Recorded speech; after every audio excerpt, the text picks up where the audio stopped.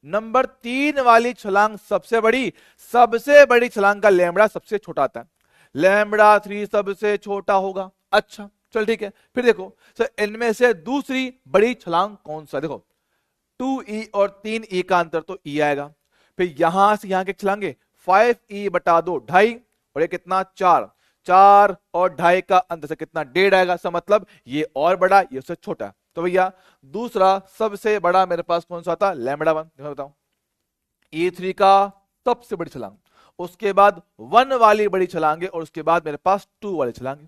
तो इसके हिसाब से लैम्बडा 3 सबसे छोटा, लैम्बडा 1 उससे बड़ा, लैम्बडा 2 उससे बड़ा। तो भाई देख लो इसके हिसाब से आप लोग ऑप्शन सेट कर सकते हो। तो लैम्बडा 3 सबसे छोटा होना चाहिए, इसमें बड़ा बोल रहा है झूठ, इसमें बड़ा बोल रहा है झूठ, इसमें देखो लैम्बडा 1 बड़ा लैम्बडा 2 से, नहीं सर वो गलत है, खाली एक ऑप्शन सही है, ऑप्शन नंबर 4।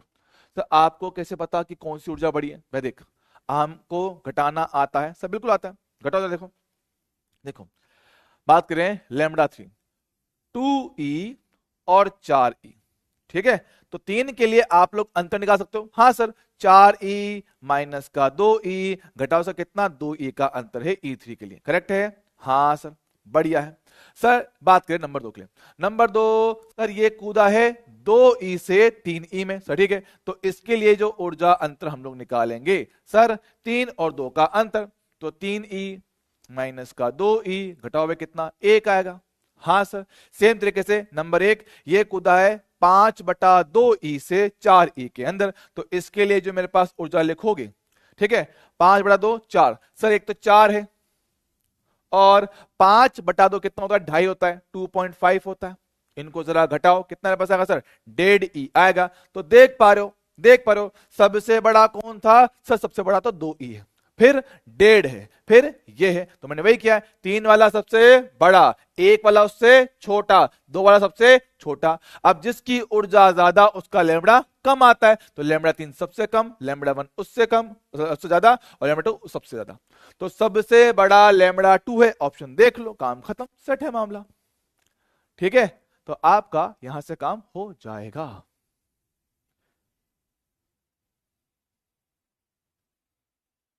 चलेगा क्या, ठीक है, तो बस आपको देखना है सर लैम्बडा 3 बड़ा बोल रहा है हमारा छोटा है, लैम्बडा 3 बड़ा बोल रहा है हमारा छोटा है, यहां देखो लैम्बडा 1 बड़ा लैम्बडा 2 से, नहीं सर लैम्बडा 2 बड़ा है, ये तो झूठ बोला है, काम खत्म, ऑप्शन 4 करेक्ट है, चलेगा, ठीक है। तो आई होप सभी लोगों ने कर लिया होगा, नीट का क्वेश्चन था, ठीक है।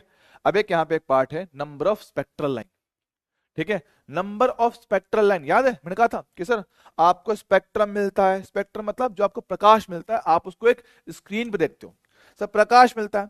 अब ये समझो एक स्पेक्ट्रल लाइन मतलब कि एक फोटोन, 2 स्पेक्ट्रल लाइन मतलब एक और फोटोन, एक स्पेक्ट्रल लाइन तो एक और फोटोन, तो जितनी स्पेक्ट्रल लाइन आ रही है मतलब उतना ही फोटोन मुझे मिलेगा, जितनी स्पेक्ट्रल लाइन है उतना ही मुझे फोटोन मिलेगा। और सर फोटोन कब मिलता है, सर फोटोन आपको तब मिल रहा है जब इलेक्ट्रॉन उच्च ऊर्जा कक्ष से निम्न में संक्रमण कर रहा है। क्या कह रहा हूं सर, आपको इलेक्ट्रॉन कब मिल रहा है, जब उच्च ऊर्जा से निम्न में संक्रमण होता है, तो जितने ज्यादा संक्रमण उतने ज्यादा फोटोन और उतने ही ज्यादा स्पेक्ट्रल लाइंस। अच्छा समझा, तो भैया समझो कि मेरे पास मान लो एक सिंपल सा एग्जांपल देता हूं,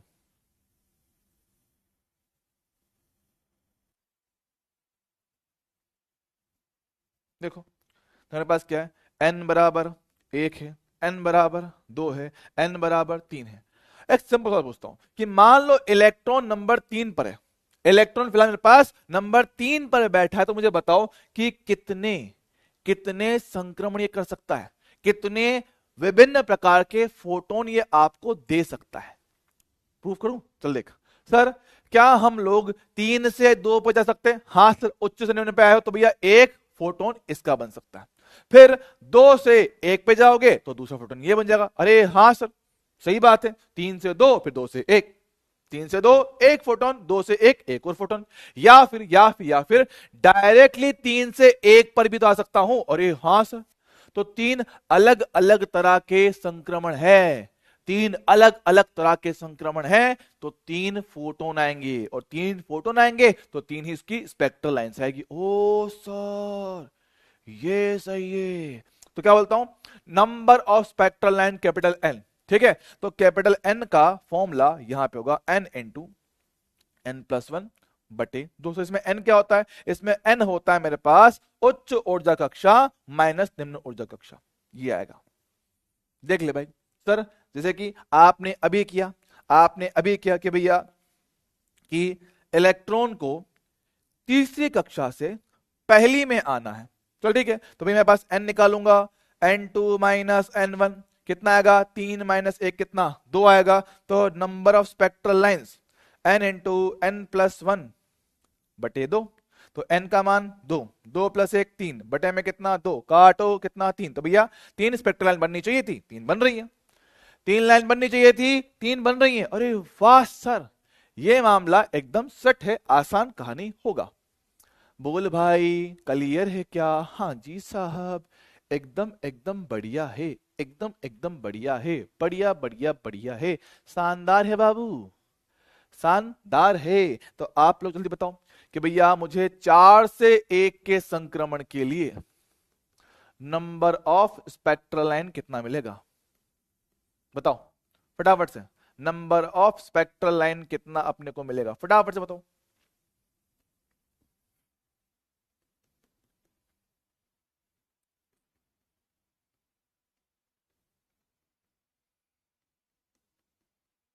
फटाफट से करो, कितना कितना कितना आएगा?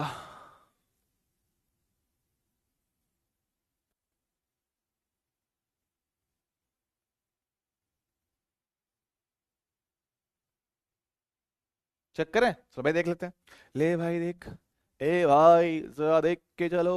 अपने को चाहिए n, n2 माइनस का n1, 4 माइनस 1 कितना 3 आ गया, यस सर। तो नंबर ऑफ स्पेक्ट्रल लाइन अपन ने क्या बोला, n into N plus one बटे कितना 2।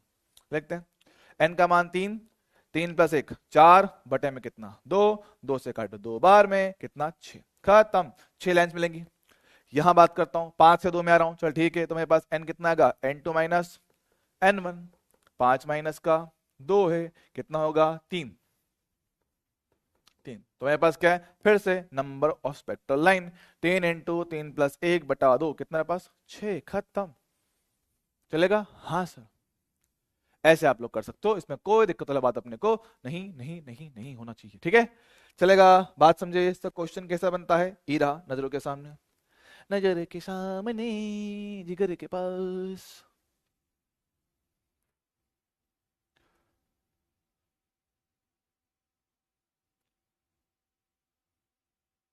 बेटा साजिया,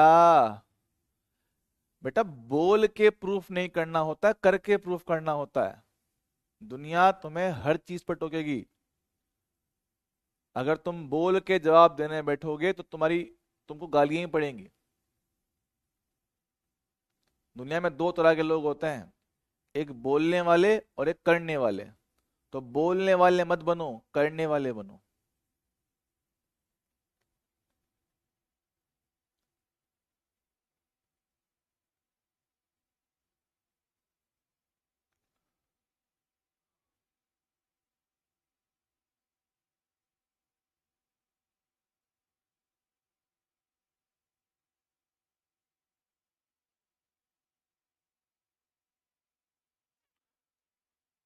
चेक करें, चलो भाई आओ चेक करते हैं। बोला गया है हमारे पास न्यूनतम ऊर्जा इतनी होती है 13.6 का, हाँ सर, आखिरी वाले इलेक्ट्रॉन के लिए। तो भाई आखिरी वाले इलेक्ट्रॉन के लिए इतनी ऊर्जा होती है, हम जानते भी, ठीक है।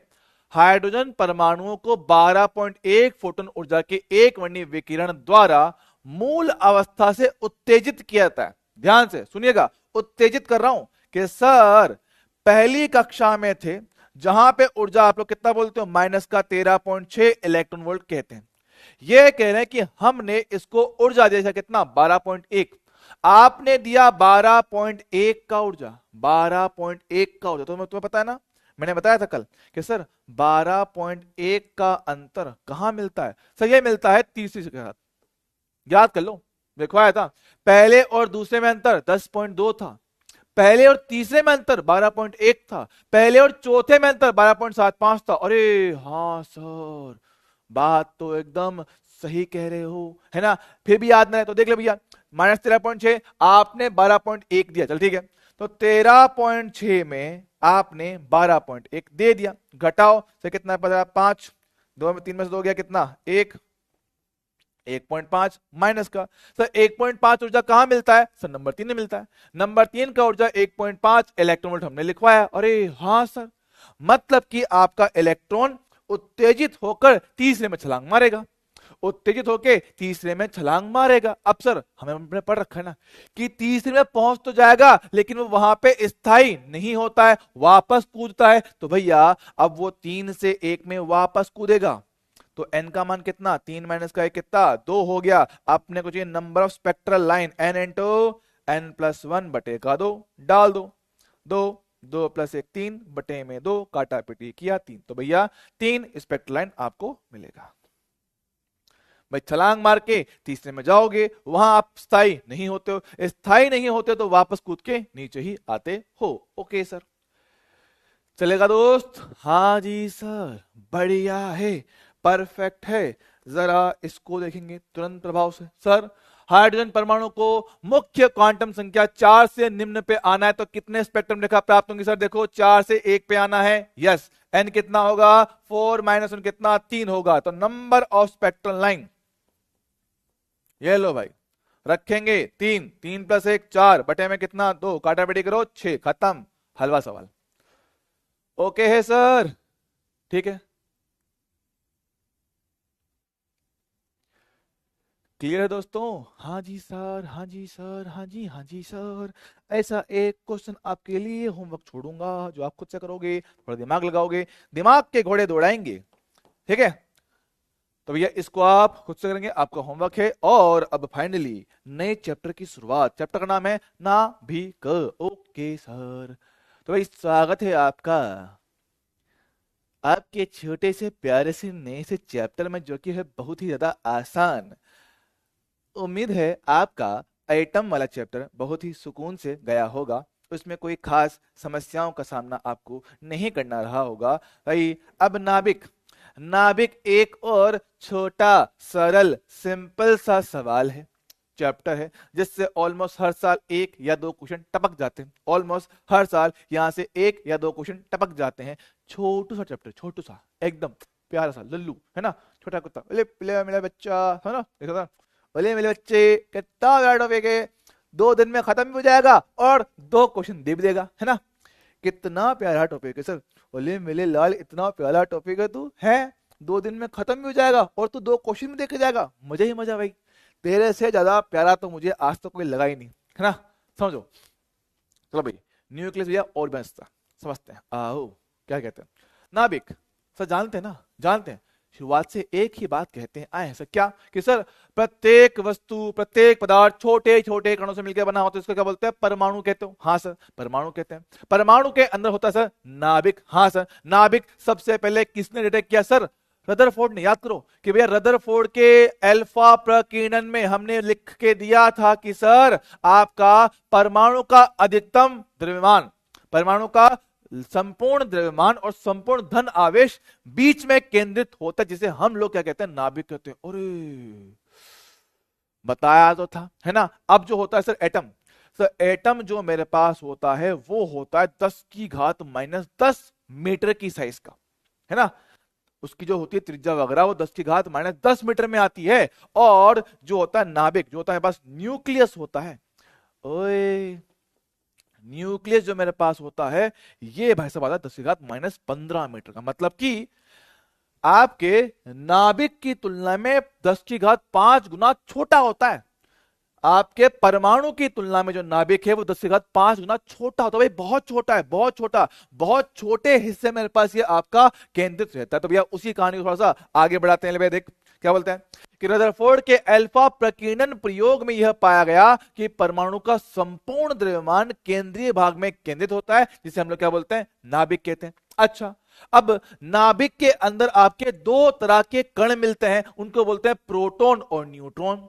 नाभिक के अंदर से क्या होता है, हमारे पास मिलते हैं प्रोटॉन और न्यूट्रॉन होते हैं, और जिनको सम्मिलित रूप से कहते हैं हम लोग न्यूक्लियॉन्स, या बोले तो नाभिकीय कण। तो भैया जब भी मैं कहूं न्यूक्लियॉन्स, जब भी मैं कहूं न्यूक्लियॉन्स, आप लोग समझ जाना कि बात हो रही है किसकी, आपके न्यूट्रॉन और प्रोटॉन की। क्या कह रहा हूं, जब कभी मैं न्यूक्लियॉन्स का नाम लूं, समझ जाना कि वहां बात हुआ है प्रोटॉन और न्यूट्रॉन का। सर ठीक है, चले बॉस, हाँ जी सब बढ़िया है, बढ़िया है, बढ़िया है।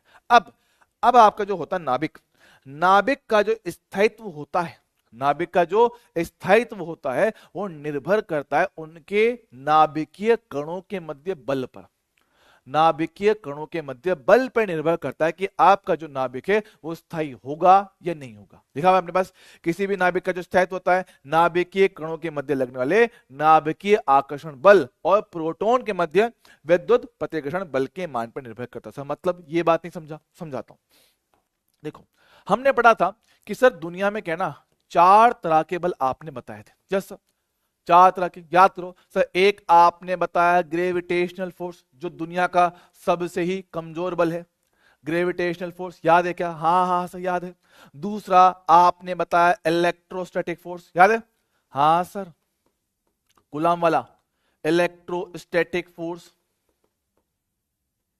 और तीसरा हमने जो बताया था आपका न्यूक्लियर फोर्स। इसको आप लोग 2 पार्ट में पढ़ते हो, strong nuclear, weak nuclear, nuclear force. ठीक, अब क्या होता है, अब क्या होता है भैया कि प्रोटॉन और प्रोटॉन के मध्य नाभिक का आकर्षण बल है, नाभिकीय आकर्षण बल है, न्यूक्लियर फोर्स।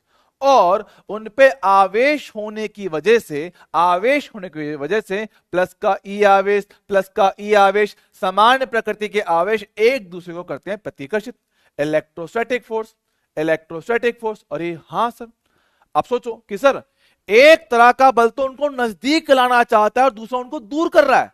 समझ लो कि आपका इलेक्ट्रोस्टैटिक फोर्स आपका उसको दूर करना चाहता है और ये भाई साहब उसको पास लाना चाहते हैं।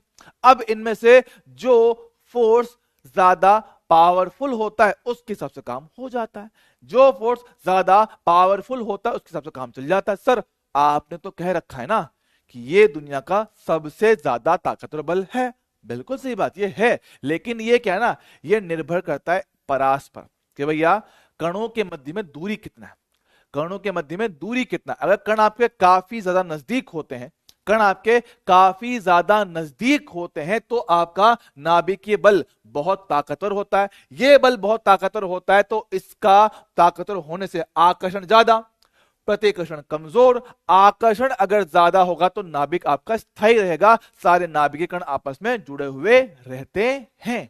लेकिन जैसे आप लोग किसी बड़े परमाणु की बात करते हो, बड़े नाभिक की बात करते हो, तो बड़े बड़े नाभिकों में आकार बड़ा होने की वजह से कणों के मध्य में दूरी बढ़ जाता है, और जब दूरी बढ़ जाता है, दूरी बढ़ जाता है, दूरी बढ़ जाने से आपका नाभिकीय बल तो कमजोर हो गया, लेकिन इलेक्ट्रिक फोर्स आज भी उतना ही ताकतवर है। तो रिपल्शन ज्यादा, तोड़ने का पावर ज्यादा है, रखने का पावर कम है, जोड़ने वाला पावर कम, तोड़ने वाला ज्यादा, तो नाभिक आपका होता है अस्थायी और वो टूट जाता है, नाभिक आपका होता है अस्थायी। तो यही बोल रहे हैं कि आपका आकर्षण और प्रतिकर्षण में जो बल अधिक होता है उसके हिसाब से नाभिक का स्थायित्व तय होता है।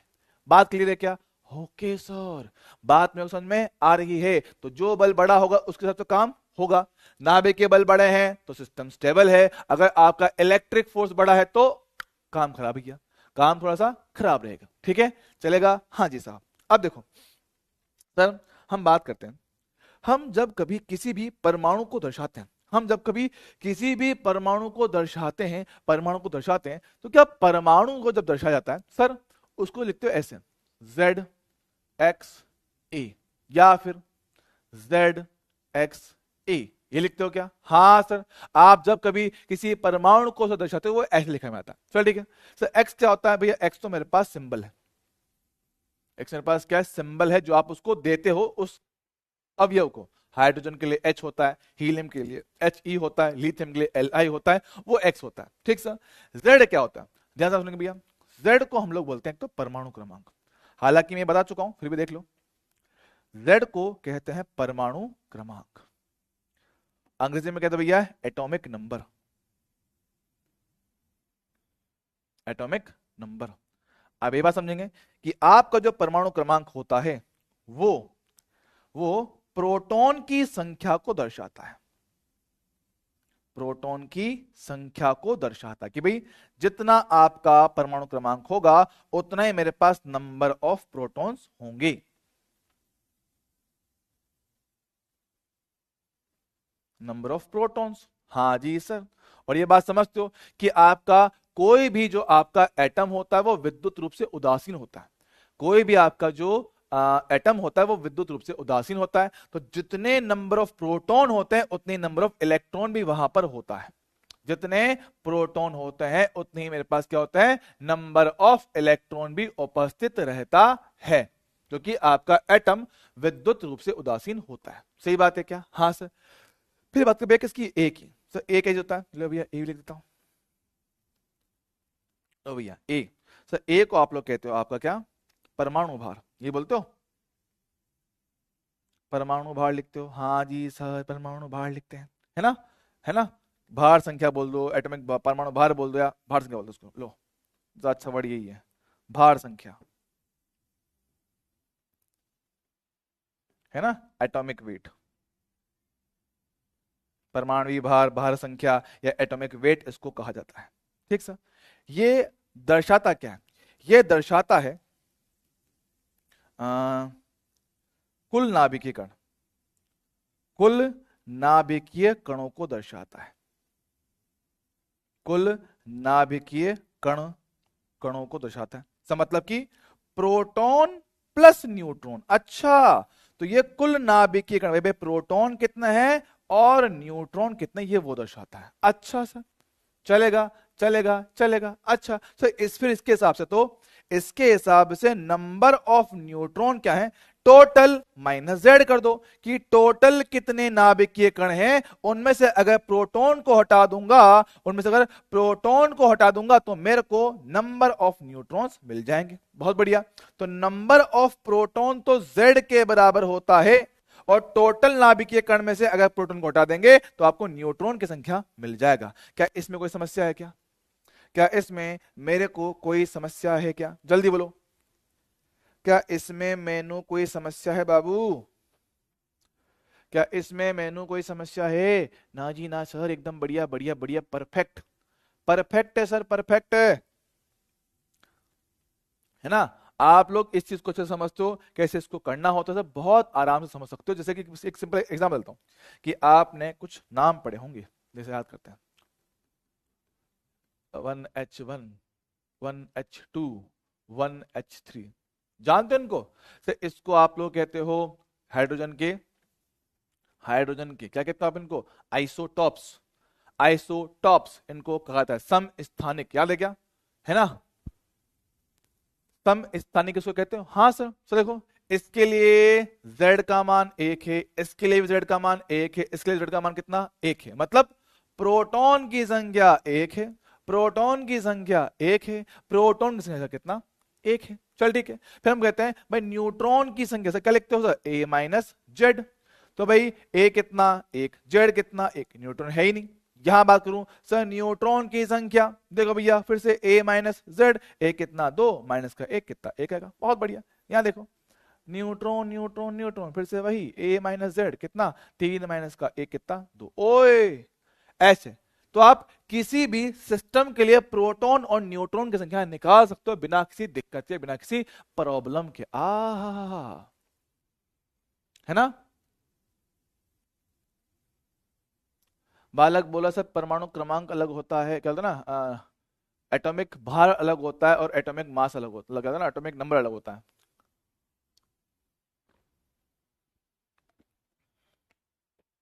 इनको बोलता है प्रोटॉन, है ना, ड्यूटीरियम, ट्रिटीरियम, है ना, ये बोलते हो। हाँ सर। देख बालक, फिलहाल जो तेरा डाउट ना वो अभी क्लियर कर दूंगा कि तेरे को डाउट क्या, ठीक है। मैं इनको सेम क्यों कह रहा हूँ, देख पहली बात तो मैं केमिस्ट्री पढ़ाता नहीं हूँ, है ना, ये केमिस्ट्री का पार्ट है। फिर भी तो समझाने की कोशिश करता हूँ कि मैं आपको किस रेस्पेक्ट बता रहा हूँ, ठीक है। सबका जेड सेम, इसको बोलते हैं समस्थानिक, अभी फिलहाल पढ़ेंगे इनके बारे में भी, ठीक है। यहाँ देखो क्वेश्चन आपके लिए, बताओ क्या आंसर आएगा। 88 रेडियम 226 में नाभिक में कितने प्रोटॉन कितने न्यूट्रॉन होते हैं, जल्दी बताओ। कितने प्रोटॉन कितने न्यूट्रॉन होगा, जल्दी से बताओ, इसका आंसर क्या आएगा।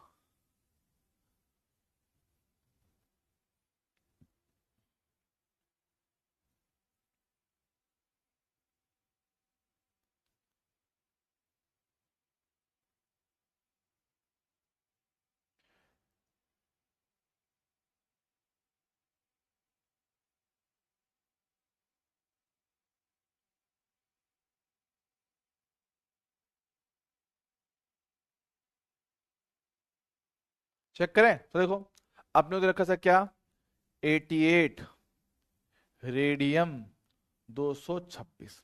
तो देख पा रहे हो क्या सर, z की संख्या कितना 88, तो जो z की संख्या होता है वही मेरे पास नंबर ऑफ प्रोटॉन बनता है, और एक परमाणु में जितने प्रोटॉन होते हैं उतने मेरे पास इलेक्ट्रॉन भी होते हैं। चल ठीक है, तो प्रोटॉन और इलेक्ट्रॉन की संख्या से कितना मेरे पास आपका होना चाहिए 88।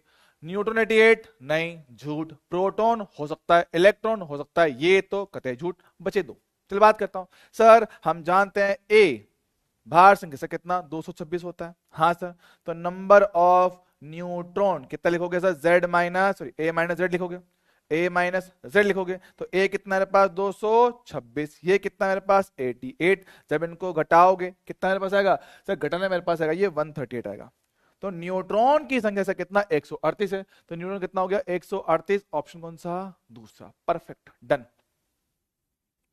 चलेगा सर, हाँ जी सर, बढ़िया बढ़िया, परफेक्ट परफेक्ट, है ना। ये यहाँ क्यों आया, यहाँ नहीं आया, ऊपर को।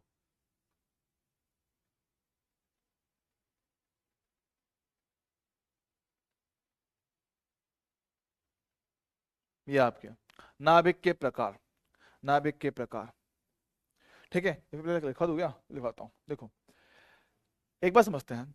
आप लोग जब कभी किसी भी इन छोटे छोटे कणों का द्रव्यमान लिखते हो, आप उसको सर दर्शाते हो एएमयू में, याद है क्या एएमयू क्या चीज होता है। एएमयू क्या होता है सर, ये होता है एटॉमिक मास यूनिट, यही बोलते हो। हाँ सर, एटॉमिक मास यूनिट हम लोग इसको कहते हैं। अच्छा कोई बताएगा एटॉमिक मास यूनिट को कैसे दर्शाते हो, एटॉमिक मास यूनिट को आप लोग कैसे दर्शाते हो, जरा मुझे बताओ। एटॉमिक मास यूनिट को आप लोग इसको कैसे कैसे दर्शाते हो, जरा बताओ।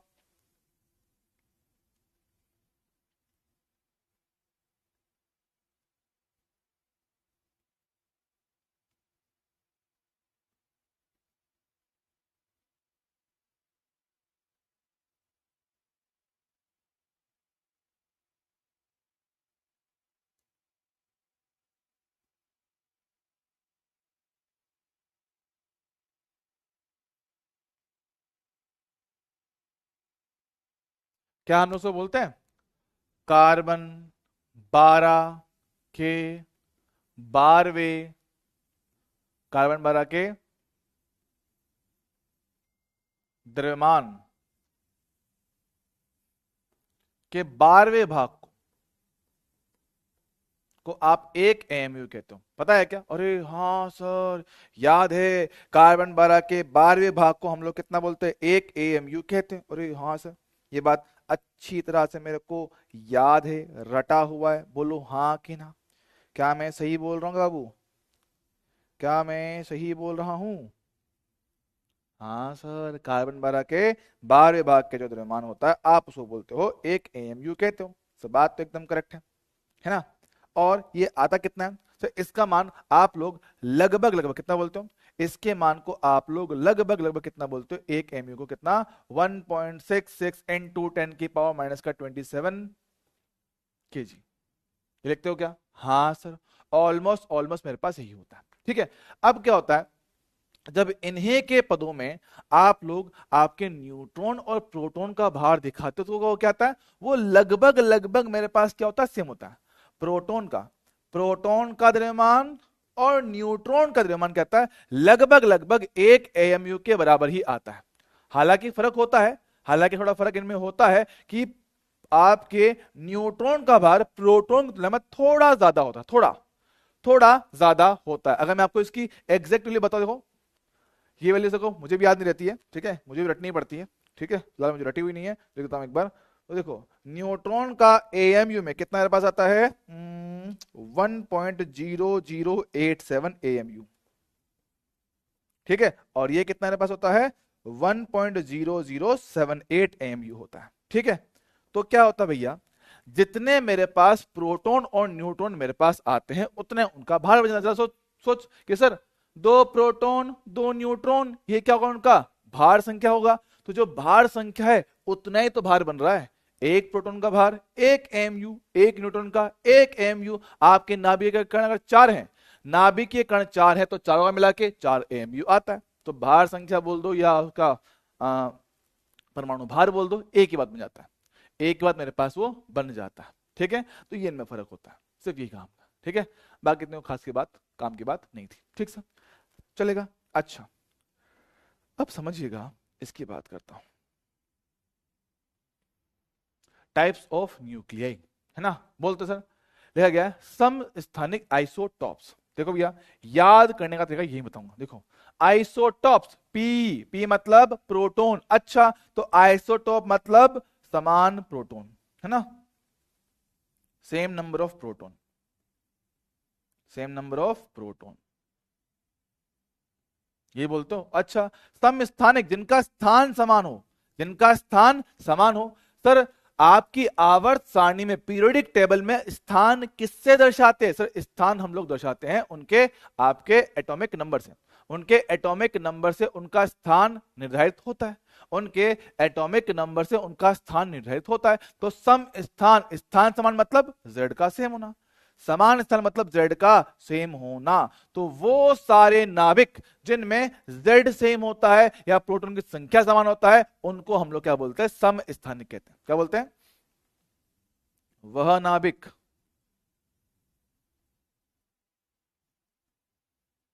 जिनका परमाणु क्रमांक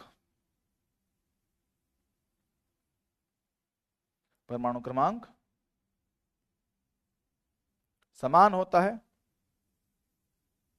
समान होता है, समस्थानिक कहलाता है, समस्थानिक।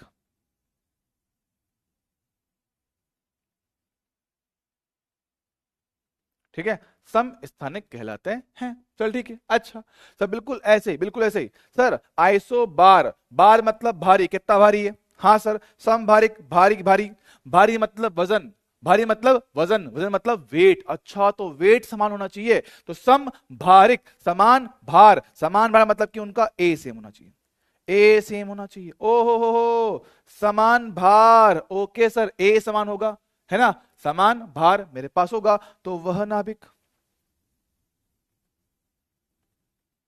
वह नाभिक जिनकी, जिनका भार संख्या समान होता है,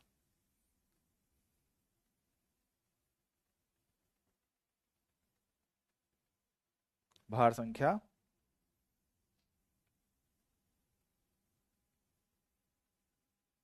समान होता है।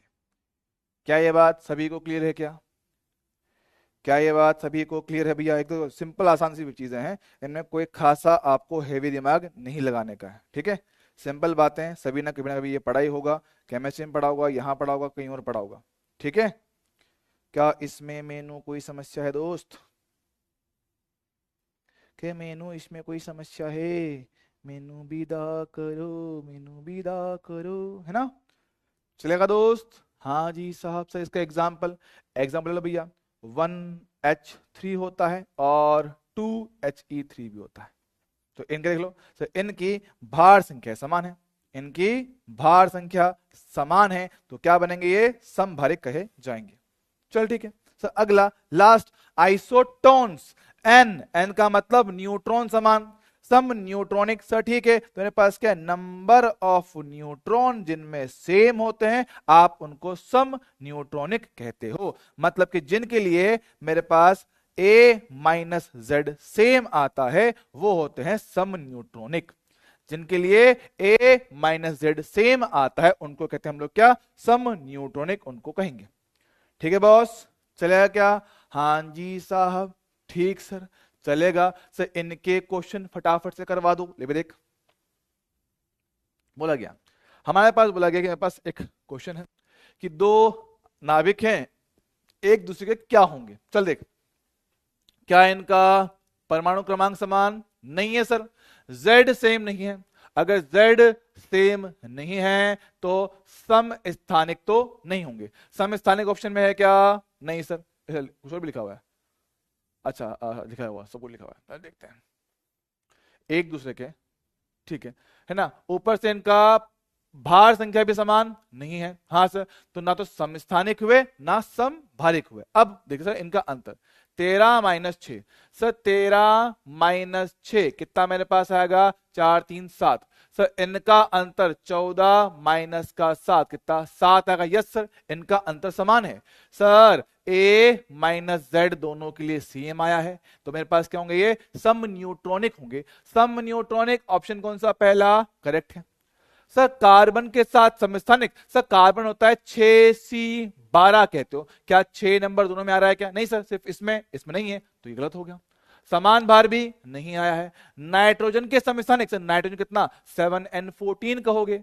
सर 7 दोनों में है क्या? नहीं सर, एक में ही है, तो मेरे पास क्या है? नाइट्रोजन के समस्थानिक भी नहीं है। खाली पहला ऑप्शन करेक्ट होगा। आए हाय, अच्छा सवाल, सीधा सिंपल सरल सा है। अगला सवाल नजरों के सामने, 4 अवयव दिए गए हैं, इनमें से कौन सा कथन सही रहेगा, ये आपसे पूछा गया। चल बात करता हूं। सर ये दो सम न्यूट्रॉनिक, सर न्यूट्रॉनिक मतलब आपका अंतर समान, तो 12 माइनस 6 6 आएगा, 16 माइनस 8 8 आएगा। अंतर सेम है क्या? नहीं, गलत। सर समभारिक, भारिक के लिए आपका भार संख्या सेम होना चाहिए, है क्या? यस सर, करेक्ट है। सर समस्थानिक, स्थान के लिए Z सेम होना चाहिए, क्या Z सेम है क्या? यस, करेक्ट है, चलेगा। रासायनिक गुण समान, भैया रासायनिक गुण समान होते हैं समान इलेक्ट्रॉन के लिए, समान इलेक्ट्रॉन की संख्या। अगर इलेक्ट्रॉन की संख्या समान है तो उनके रासायनिक गुण समान होंगे, और इलेक्ट्रॉन की संख्या तो प्रोटॉन की संख्या का बराबर होता है, मतलब कि Z के बराबर होता है। अच्छा है सर, चल बात कर लेता हूं। सर जरा बात करेंगे क्या? ले भाई देखो, कहता है क्या इनके भार समान? सर इसका तो 16 है, इसका 14 है, समान तो नहीं। सॉरी Z देखना, Z इसका 8 है, इसका 6 है। सर Z सेम है क्या? नहीं है, तो ये गलत होगा। रासायनिक गुण के समान नहीं होगा। कौन सा करेक्ट है भैया? बी और सी दोनों मेरे पास सही होंगे। रासायनिक गुण समान होने के लिए इलेक्ट्रॉन की संख्या समान होना जरूरी होता है। ओके सर, ओके, चलेगा। Yes sir.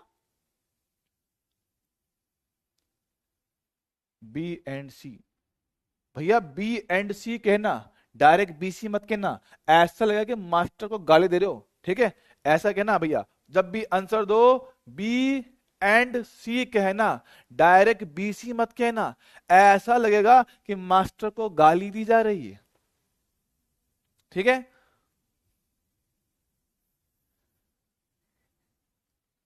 ठीक है, चलेगा, डन है सर। आगे बढ़ते हैं। ओके ओके ओके, जरा आगे बढ़ते हैं। चलो चलो चलो अगले सवाल की ओर। सबका बदला लेगा तेरा फैजल, जरा जवाब दो, उसका क्या आंसर आएगा?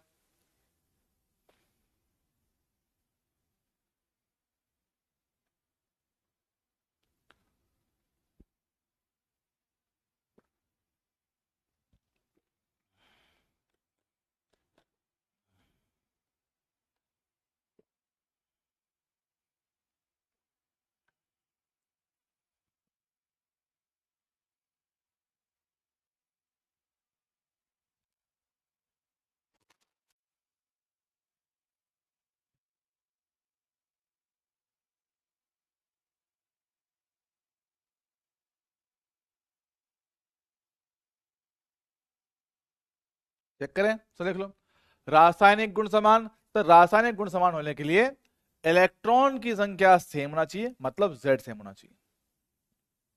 चेक कर लेते हैं भैया, क्या Z सेम है क्या? यस सर, Z तो सेम नहीं दिखता है, गलत। रासायनिक गुण n में समान सर, 6 और 6 सेम, यस। 6 और 8 ना सर सेम नहीं है, गलत। गलत, ऑप्शन बी करेक्ट है, ऑप्शन बी सही मेरे पास हो जाएगा। आगे समझो, ये मेरे पास रहा सम न्यूट्रॉनिक। सर न्यूट्रॉनिक के लिए मेरे पास क्या है, आपका a माइनस जेड सेम होना चाहिए। चेक करना है, जिसके लिए आंसर आए कर लीजिएगा, होमवर्क है, डन। हाँ, नाभिक के गुणधर्म, नाभिक के गुणधर्म। अब भैया भैया यहां पे आपको डायरेक्टली फॉर्मूले याद रखने हैं, ज्यादा दिमाग उसमें नहीं लगाना है। फॉर्मूला है, याद करो, काम खत्म, ठीक है। आओ,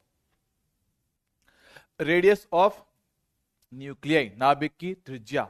तो ये आर जो होता है समानुपाती होता है भार संख्या की घात 1/3 के।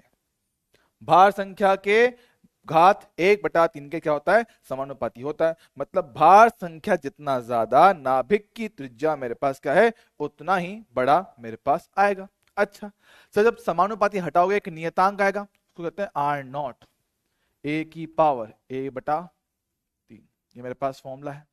तो इसमें आर नॉट क्या होता है, आर नॉट मेरे पास होता है 1.2 फर्मी मीटर। ठीक सर, चलेगा। सर फर्मी क्या होता है, एक एफएम का मतलब होता है एक फर्मी मीटर, फर्मी मीटर। और जो एक फर्मी मीटर होता है वो कितना, 10⁻⁻15 मीटर का होता है। ठीक है, तो याद रखिएगा कि मेरे पास आपके परमाणु की जो त्रिज्या होती है वो होती है 10⁻⁻10 मीटर की कोटि की, और जो नाभिक की त्रिज्या चलता है वो 10⁻⁻15 के कोटि का होता है। ठीक है बॉस, क्या इसको याद रख लेंगे सर, जी हाँ जी हाँ जी हाँ, है ना, ये मेरे पास होता है। सर अब समझिए भैया, ये फॉर्मूला बहुत काम का है, ये फॉर्मूला बहुत काम का है। यहां से क्वेश्चन ऑलमोस्ट ऑलमोस्ट हर 2 साल में एक बार पूछ लेता है। ठीक है, चलेगा। हाँ सर, बात कर सर क्या, आयतन। सर नाभिक का आकार कैसा मानते हो सर, गोलाकार। नाभिक का आकार कैसा मानते हो सर, गोलाकार। सर ठीक है, तो गोलाकार होता है तो गोल आकार, वही अगर गोल आकार होता है तो गोल आकार का जो होता है आयतन क्या लिखते हो, 4/3 पाई आर क्यूब। हाँ सर, तो त्रिज्या आर को यहां पे रखा जाए, कितना पास आएगा, 4/3 पाई।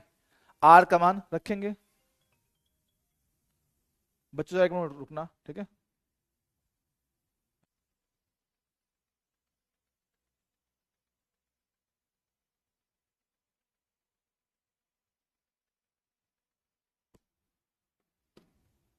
ठीक है, हमारे पास क्या आएगा, 4/3 पाई।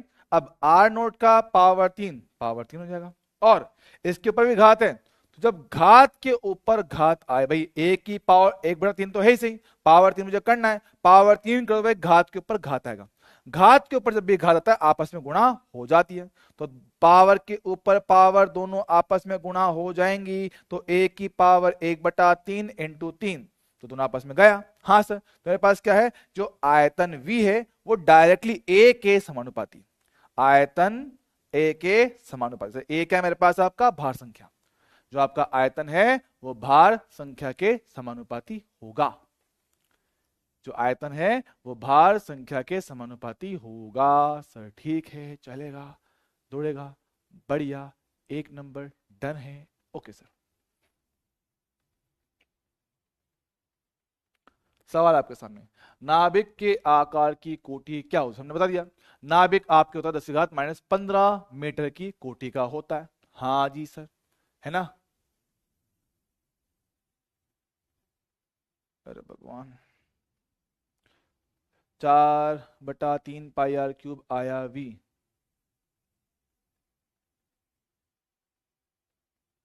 ठीक है, चलेगा, इसका जवाब दो अब। एक परमाणु के द्वारा घेरा गया आयतन नाभिक के आयतन की तुलना में कितना गुना अधिक होता है। आराम से देख के जवाब देंगे कि परमाणु के द्वारा घेरा गया आयतन नाभिक की तुलना में कितना गुना बड़ा होता है, जवाब दीजिए।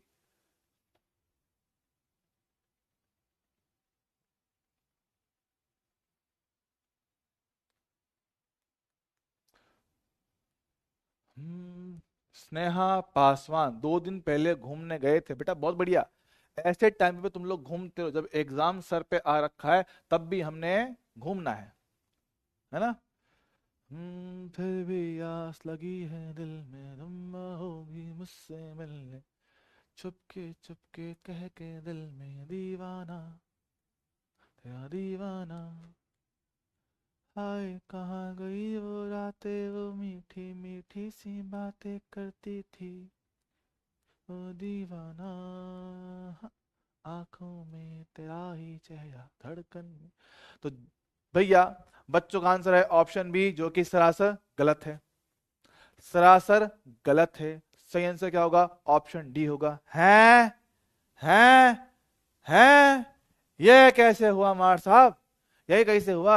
अबे अंधे बटेरों, अंधे बटेरों, सवाल पढ़ना कभी सीखोगे तुम लोग? क्या लिखा है यहाँ पे? आयतन। त्रिज्या नहीं बोला, कार्टून। त्रिज्या नहीं बोला है, आयतन बोला है, आयतन। जरा सुन। क्या हम लोग जानते हैं गोल आकार का आयतन होता है ये? यस। तो आयतन समानुपाती त्रिज्या r की पावर 3 के। अच्छा, तो हम लोग जानते हैं ना आयतन परमाणु का बटे आयतन नाभिक का क्या आएगा? त्रिज्याओं के पावर 3 के अनुपात में, तो त्रिज्या परमाणु का बटे त्रिज्या नाभिक का। इनकी पावर कितना? 3 है।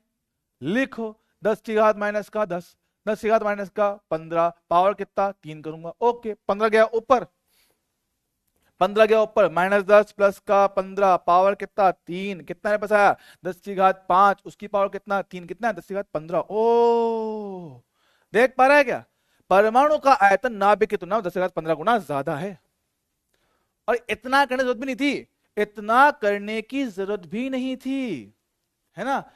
इतना करने की जरूरत थी भी नहीं, डायरेक्ट दिखना यार, पावर 3 के समानुपाती है। सर त्रिज्या खुद 10 की घात 5 गुना ज्यादा होती है, त्रिज्या खुद 10 की घात 5 गुना ज्यादा होता है, तो उसकी पावर कितना? 3 है। पावर 3 कर डाल, 10 की घात 15 गुना ज्यादा आपको आयतन मिलेगा। ओ बढ़िया, एक नंबर। त्रिज्या खुद परमाणु की 5 गुना ज्यादा होती है, पावर 3, तो कितना? 15 गुना हो गया, 10 की घात 15 गुना ज्यादा आएगा। ठीक है सर, अब समझा, याद रखिएगा इस चीज को, है ना।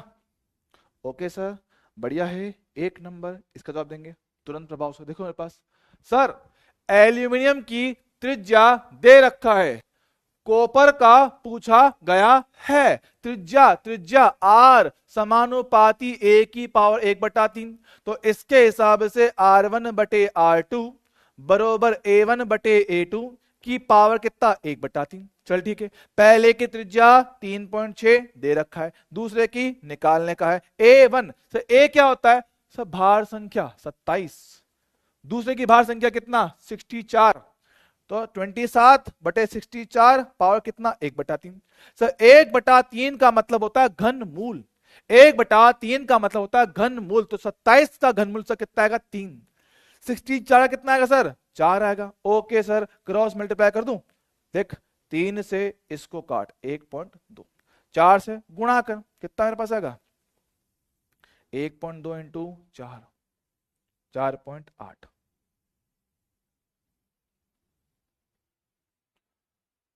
ओके सर,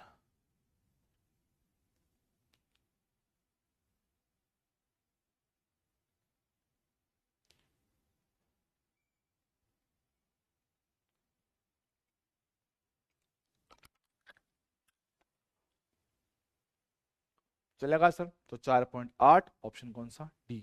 ओके सर, बढ़िया है। अगला सवाल नजर आ रहे सामने, ये रहा, करके बताओ क्या आंसर आएगा, जल्दी बताओ क्या आंसर आएगा। सारा बच्चा ये सवाल करेगा।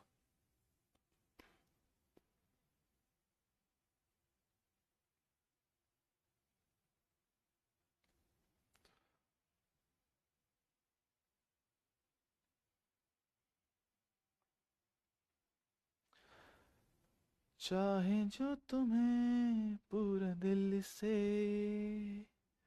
मिलता है वो मुश्किल से,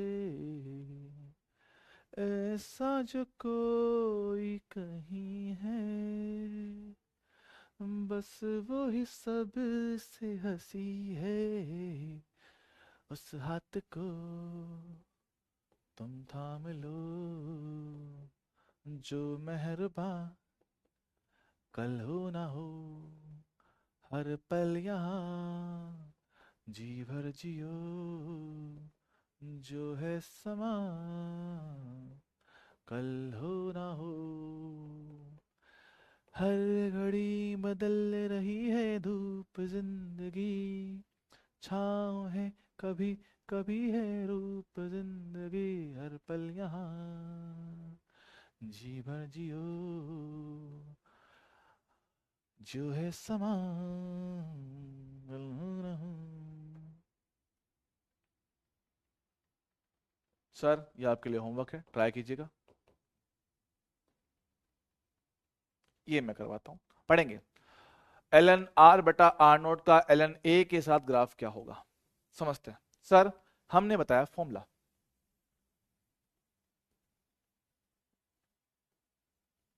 ये बताया, हाँ सर। तो इसने रखा था क्या, इसने लोग लिया हुआ है, लोग, सो वो भी किसका, r बटे r नोट। तो एक काम करो, r नोट को पहले यहां पे लेके आओ। क्वेश्चन में सब कुछ आपको आइडिया मिल जाता अगर ध्यान दो तो। चल ठीक है सर, ग्राफ चाहिए लोग r बटे r नोट, सर ठीक है, तो दोनों तरफ लोग ले लो। लोग लेने पर भैया, लोग मैथ्स वाला है, पति वाला नहीं है, तो लड़कियां जरा सीरियस ना हो जाएं। लोग लेने पर पता पड़े लड़कियां खुश हो जाए, ओ माय गॉड आज हमें लोग मिलेगा, नहीं नहीं, ये मैथ्स वाला लोग है, जिंदगी वाले लोग बाद में मिलेंगे। ओके सर ठीक है, तो लोग ले जाए, तो दोनों तरफ लोग ले लो, ये r बटे r नोट, ओके सर, बरोबर लोग a की घात 1/3, ओके सर। हम जानते हैं, हमने पढ़ रखा है सर, लोग m की पावर n होता है तो पावर आगे आ जाती है। अरे हाँ सर जानता हूं क्या सर, बिल्कुल जानता हूं। यहां सुनो सर, पावर आएगा आगे तो भैया लोग r बटे r नॉट, पावर आया आगे, ये हो गया लोग a। तो इनके हिसाब से ग्राफ चाहिए इसका y का इसके साथ, x के साथ, तो भैया इसको कह दूंगा y 1/3 वैसा का वैसा, और इसको कह दूंगा x। सो y बराबर 1/3 x, इसकी शक्ल तो y बराबर mx प्लस c से मिलता है। हाँ सर, दोनों का पावर 1, दोनों आमने सामने, परफेक्ट है भाई, सरल रेखीय ग्राफ बनेगा। ले खत्म, आ गया आंसर। और अच्छा सवाल है ये बहुत ही ज्यादा प्यारा सवाल है। मैं बोलता हूं ऐसा क्वेश्चन इस बार नीट में टपक जाए तो कोई बहुत बड़ी बात नहीं होगा।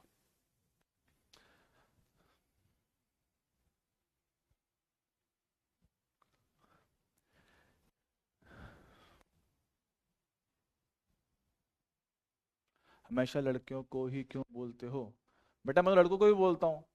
देख क्या होता है ना, जीवन में एक बड़ी बहुत बहुत बड़ी दिक्कत है दुनिया में लोगों की, उनको क्या है ना, उनको सिर्फ अपने पे कही गई बातें याद होती है ना, उनको सिर्फ अपनों पे कही गई बातें याद होती है।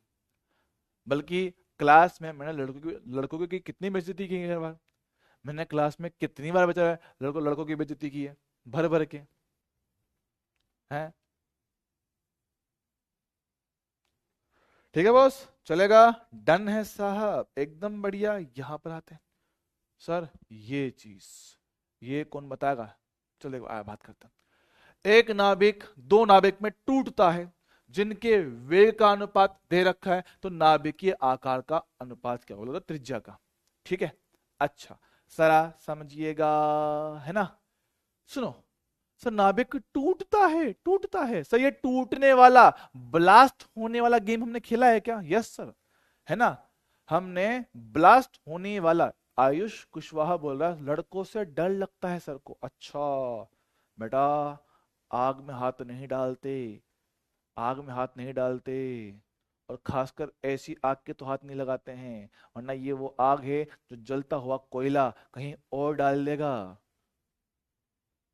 फिर जब भी सुबह सुबह बाहर जाओगे, सुबह सुबह कार्यक्रम करने के लिए, गरम गरम अंगारे उगलोगे कहीं और से, गरम गरम अंगारे उगलोगे, अंगारे, समझ रहे हो, लोग जो बोलते हैं ना कि भाई साहब ओहो इसने तो आज आग दी, है ना, पंगा ना लेना बेटा, गलत जगह पंगा लेते हो तुम लोग, तो गलत जगह पंगा ले लेता है, ठीक है।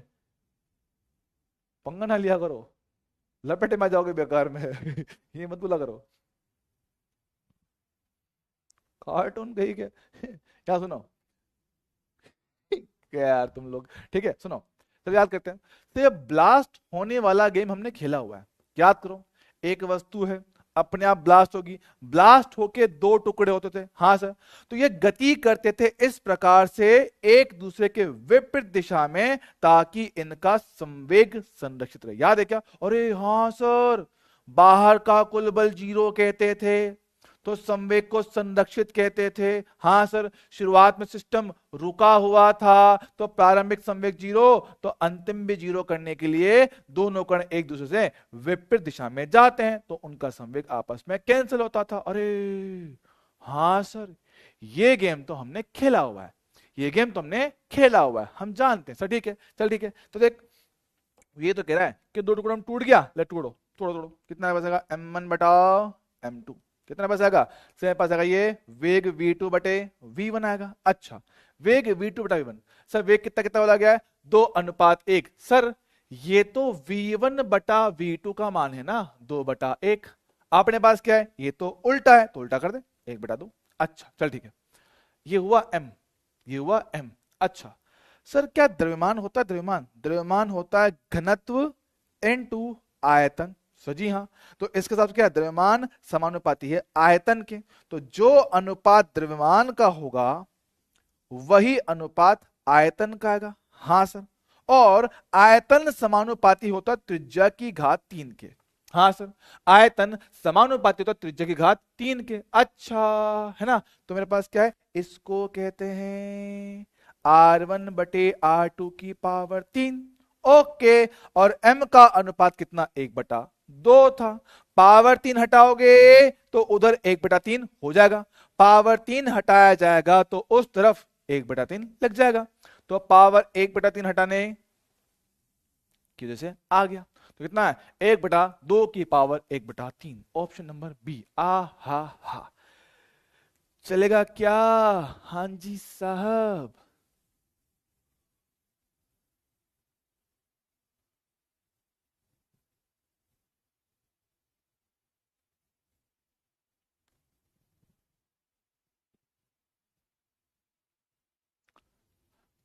समझ में आई कहानी? अरे हाँ सर, ये ब्लास्ट वाला क्वेश्चन देखा था कि एक नाभिक टूटा दो टुकड़ों में, अब ये गति इस प्रकार से करेंगे कि संवेग संरक्षित रहे, तो अगर एक जाएगा लेफ्ट में तो एक जाएगा राइट में, दोनों का वेग इस प्रकार हुआ कि उनका संवेग बराबर होगा, p1 बटा p2, तो m1 v1 बराबर m2 v2 होगा, तो यहां से m1 बटा m2 v2 बटा v1 आएगा। वेग का अनुपात दे रखा है, रखा। द्रव्यमान होता है घनत्व इंटू आयतन, आयतन के समानुपाती है द्रव्यमान, आयतन होता है 4/3 पाई r क्यूब, r की घात 3 के समानुपाती, अनुपात लिया, सोल्व किया, काम खत्म। आ हा, मजा आ गया।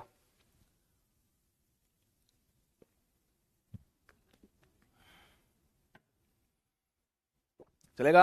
अच्छा चल ठीक है, ऐसा ही ये क्वेश्चन है नीट 2022 में, तुरंत प्रभाव से अभी कभी सब लोग इसका जवाब देंगे।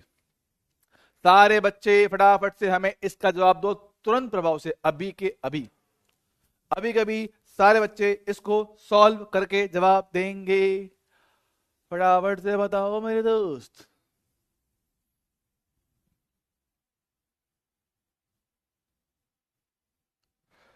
क्या उस गली में कभी तेरा जाना हुआ,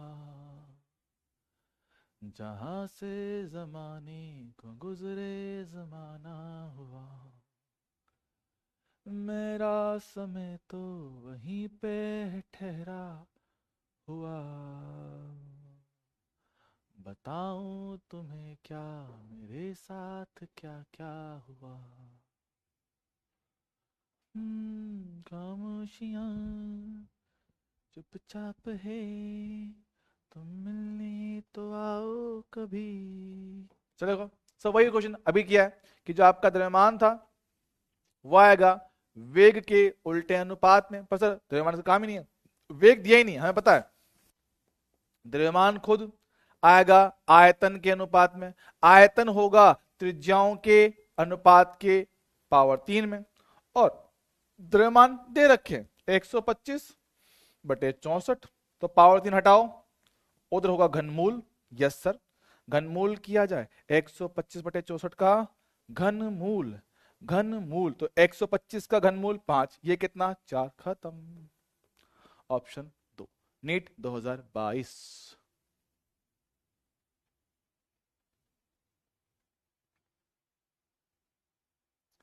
चलेगा?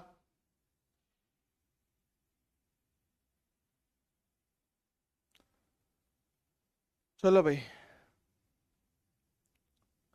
अगला मास ऑफ न्यूक्लियाई, नाभिक का द्रव्यमान।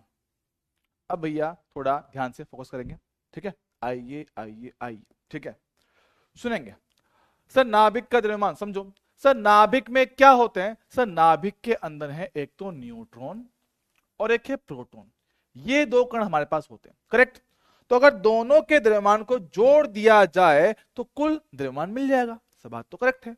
अगर मेरे पास नाभिक के अंदर क्या है, न्यूट्रॉन और प्रोटॉन है, तो नाभिक के कुल द्रव्यमान के लिए इन दोनों के द्रव्यमान को जोड़ दो, सब बात तो करेक्ट है। तो मैं कहता हूं मास किसका, नाभिक का।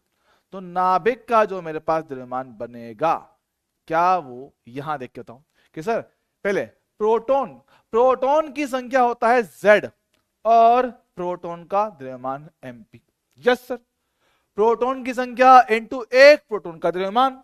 भाई कितने प्रोटॉन है और एक प्रोटॉन का मास कितना है? फॉर सिंपल एग्जांपल कि भाई मान लो कि एक प्रोटॉन का द्रव्यमान मैंने कह दिया 1 AMU है, और मैंने कहा कि मेरे पास 25 प्रोटॉन है, तो क्या करोगे सर, 25 इंटू 1 कर दोगे तो आपको कुल द्रव्यमान मिल जाएगा। अरे हाँ सर, हाँ सर, एकदम बढ़िया। हाँ बेटा, बेटा साहिबा क्या लिखा है बेटा, ये 2022। तो बेटा एग्जाम में आया हुआ क्वेश्चन है, एग्जाम में आया हुआ क्वेश्चन है, ऐसे ही क्वेश्चन आते हैं इंग्लिश में, ठीक है? ठीक है, तो ये एग्जाम में ऐसे क्वेश्चन आते हैं इसलिए बता रहा हूं, ठीक है सर? फिर बचे न्यूट्रॉन, न्यूट्रॉन की संख्या होता है आपका भार संख्या माइनस परमाणु क्रमांक। हाँ सर, है ना? तो भैया A-Z इनटू एक न्यूट्रॉन का द्रव्यमान। वाह सर, बढ़िया बढ़िया बढ़िया। सब पीछे आपने V2/V1 किया था, आए हाय, कौन है ये? हिमांशु, हिमांशु, हिमांशु, सुन ले, कार्टून। हिमांशु जी, ओ हिमांशु जी, ये V1 और V2 मेरे पास वेग था, वेग, तो वेग का उल्टा अनुपात था। बड़ा वाला V क्या है, आयतन है, बड़ा वाला V क्या है, आयतन है। इसमें बता वेग का है, इसमें वेग है ही नहीं, जरूरत ही नहीं है। क्यों? क्योंकि उसने डायरेक्टली आपको भार दे दिया है, आपको M1 M2 दे दिया है। पिछले सवाल में आपको वेग का अनुपात दिया था, तो दोनों सवाल अलग हैं, दोनों सवाल अलग है, ठीक है? लपड़ झंडूस, यहां ध्यान दो, ठीक है? चलेगा? हाँ जी साहब, एकदम बढ़िया, परफेक्टली डन। सर आगे बताओ क्या करने का है, ठीक है? तो मेरे पास क्या है, ये आपके नाभिक का कुल द्रव्यमान बनेगा। मेरे पास क्या है, नाभिक का कुल द्रव्यमान बनेगा, ठीक सर? हाँ जी सर, बढ़िया है बढ़िया है बढ़िया है। ले भैया देखो आगे देखो सर, डेंसिटी नाभिक का घनत्व, सर क्या डेंसिटी घनत्व, ओ हो सर, घनत्व का फॉर्मूला होता है क्या, द्रव्यमान बटे आयतन। सर जी हाँ।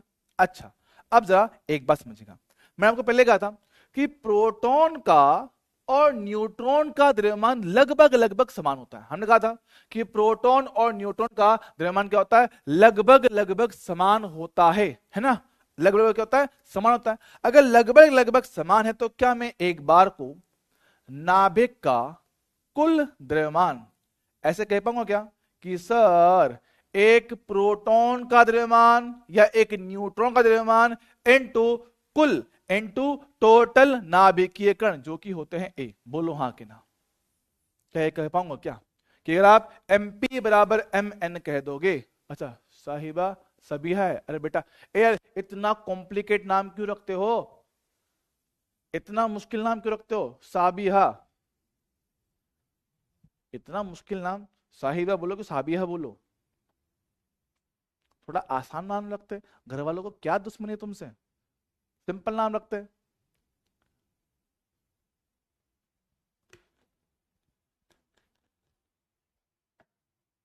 उनमरा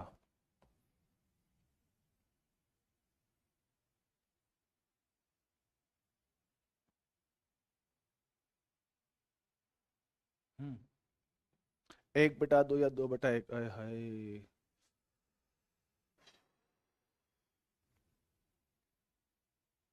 बेटा वेग का अनुपात यहाँ पे ये दे रखा है ना, और यहाँ पे क्या है, V2/V1, उससे उल्टा है, इससे उल्टा है, तो आपने उल्टा कर दिया वहां पे, ठीक है, ध्यान दो इस बात पे। पूजा, यस। घनमूल कैसे निकाले, आप तो बेटा याद करना होता है, Prince Gupta ji basic maths में वर्गमूल घनमूल याद करवाए थे, बेसिक मैथ्स में वर्गमूल घनमूल याद करवा के आपको दिए थे।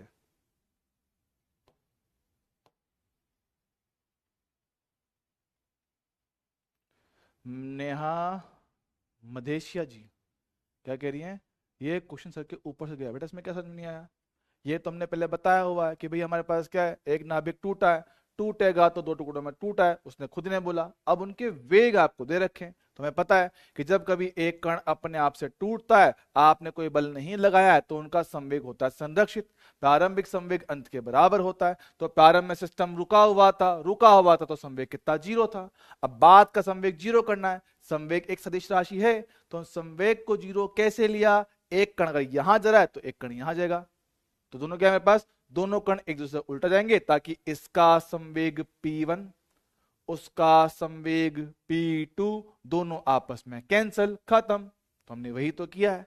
अब यहां से M1/M2 V1 को यहां ले आया, तो M1/M2 V2/V1, ये क्या है, वेग है, वेग का अनुपात दे रखा है, उसका उल्टा यहां पे डाल दो, द्रव्यमान होता है घनत्व इंटू आयतन, आयतन क्या होता है 4/3πr³, तो r⁻³ के समानुपाती होता है, अनुपात लिया, सोल्व किया, क्या डाउट है इसमें, आसान चीज है बच्चों, बेटा समझा दिया है, देख लो एक बार।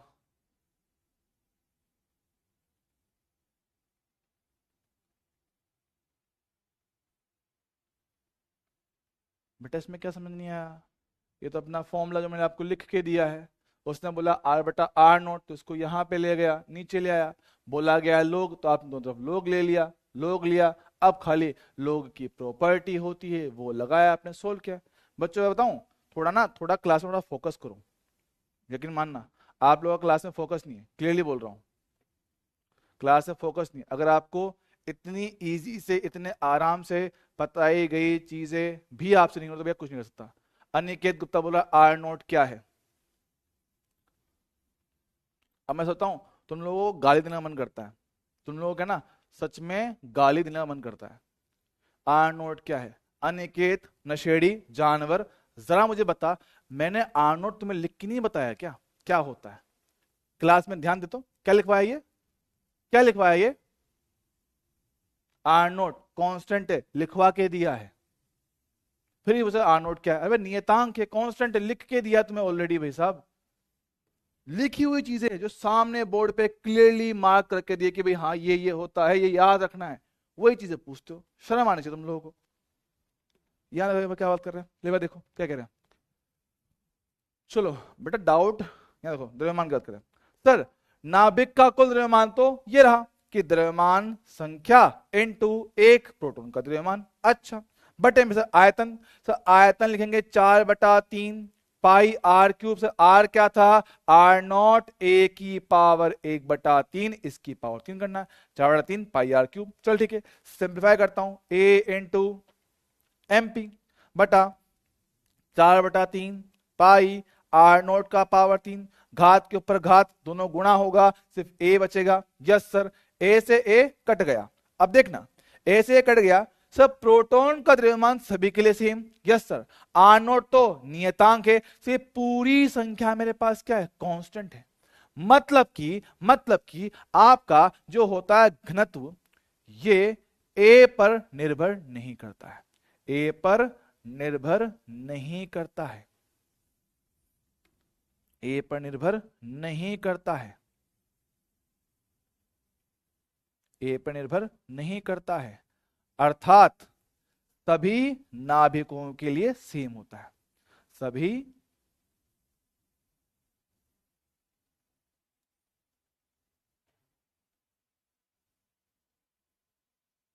के लिए सेम होता है। क्लियर है क्या? सभी नाभिकों के लिए ये हमारे पास क्या होता है, सेम होता है। ठीक है बॉस, चलेगा क्या? हाँ सर।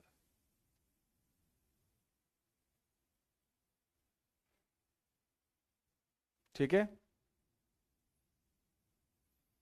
जिंदगी में बेटा यही करो, बेटा तुम लोग जीवन में यही करो, क्लास में इनको कितना मोटिवेट कर दो, कितना पढ़ा दो, जीवन का वही चला है। तुम कहाँ से हो? मैं नागौर से हूँ, मैं यूपी से हूँ, मैं नरक से हूँ। यहाँ देखो सर, दो अवयव हैं, द्रव्यमान संख्या दे रखा है, बोला गया है कि नाभिकीय घनत्व हमारे पास इनका अनुपात क्या होगा। हम जानते हैं नाभिकीय घनत्व सभी का सेम होता है, सभी का सेम होता है। अगर सभी का नाभिकीय घनत्व सेम होता है तो सर फर्क नहीं पड़ता आपका परमाणु क्रमांक क्या है, द्रव्यमान संख्या क्या है, ये हमेशा सेम। तो अनुपात कितना, 1/1, खत्म।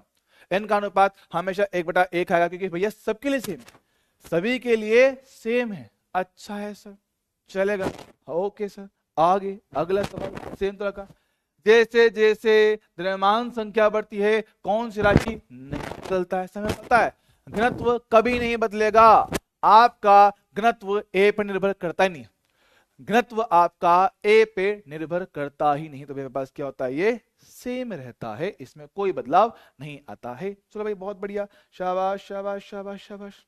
अब नाभिकीय कणों के मध्य बल बता चुका हूं, ऑलरेडी बता चुका हूं। नाभिकीय कणों के मध्य से बल कौन सा होता है? सर नाभिकीय कणों के बल हमने बता रखा है कि नाभिक के भीतर जो कण होते हैं जैसे कि न्यूट्रॉन और प्रोटॉन, उनके बीच में जो बल लगता है उसको बोलते हैं नाभिकीय बल। और इसी बल की वजह से नाभिक के कण आपस में जुड़े रहते हैं, साथ में रहते हैं, इनमें कोई दिक्कत नहीं आती है। तो क्या कह रहे हैं कि सर नाभिकीय कण जिन बलों से आपस में बंधे हुए रहते हैं उनको कहते हैं नाभिकीय बल। अब जो ये बल होते हैं ये क्या होते हैं, कम परास के होते हैं, कम रेंज के फोर्स, मतलब कि नाभिकीय कणों के मध्य दूरी कम होता है तब जाके ये बल कारगर होते हैं। नाभिकीय बलों के मध्य जब दूरी कम होता है तब जाके ये बल थोड़े से काम के होते हैं। ठीक है ना? चलेगा अगला, नाभिकीय बल की प्रकृति सबसे ताकतवर बल की होती है। हाँ सर, दुनिया में नाभिकीय बल का क्या होता है, सबसे ज्यादा पावरफुल फोर्स कहा जाता है, सबसे ज्यादा पावरफुल बल कहा जाता है ना? ठीक है, आगे बढ़ते हैं। यह बल न्यूक्लियॉन्स के मध्य कुछ निश्चित दूरी तक क्या होता है, प्रतिकर्षण प्रकृति का होता है। मतलब कि अगर अगर कणों के मध्य की जो दूरी है आर, अगर ये दूरी मेरे पास क्या है 0.8 फर्मी मीटर से कम होता है तो जो बल होता है वो होता है रिपल्शन का, प्रतिकर्षण का। ठीक है, और अगर दूरी हमारे पास 0.8 फर्मी मीटर से ज्यादा होता है कणों के मध्य तो बल आपका होता है कौन सा, अट्रैक्शन का। ठीक है, अट्रैक्शन का। तो ये क्या है, एक निश्चित दूरी तक आपका जो बल होता है वो होता है प्रतिकर्षण का, उसके बाद होता है आकर्षण का। ठीक सर, मेरे पास ऐसे बल लग जाते हैं। ओके, फिर बोलते हैं नाभिकीय बल क्या होते हैं, अकेंद्रीय बल। सर नाभिकीय बल क्या होते हैं, अकेंद्रीय, मतलब कि केंद्र की ओर नहीं लगते। बल जो है वो केंद्र की ओर नहीं आता है, कणों के बीच में आता है, कणों को मिलाने वाली लाइन पर होता है, केंद्र की तरफ नहीं होता है, केंद्र इस पर कुछ नहीं होता है, तो केंद्र की तरफ ये बल नहीं लगते हैं। चल ठीक है, नाभिकीय बल पर आवेश पर निर्भर नहीं करता है, यह सबसे काम का पॉइंट। नाभिकीय बल आवेश पर निर्भर नहीं करता, ऐसा मतलब जो बल न्यूट्रॉन न्यूट्रॉन के बीच में है, जो बल प्रोटॉन प्रोटॉन के बीच में, जो बल न्यूट्रॉन और प्रोटॉन के बीच में, सबका बल मेरे पास क्या होता है, सेम होता है। मतलब कि सर न्यूट्रॉन न्यूट्रॉन हो चाहे प्रोटॉन प्रोटॉन हो, चाहे न्यूट्रॉन प्रोटॉन हो, इन सभी के लिए क्या होता है? सेम फोर्स आता है। आवेश से कोई फर्क नहीं पड़ता है किस पे आवेश है किस पे आवेश नहीं है, आपका ये जो बल है वो हमेशा ही सेम आता है, चाहे न्यूट्रॉन न्यूट्रॉन हो, चाहे न्यूट्रॉन प्रोटॉन हो, चाहे प्रोटॉन प्रोटॉन हो। बोलो भाई, क्लियर है क्या?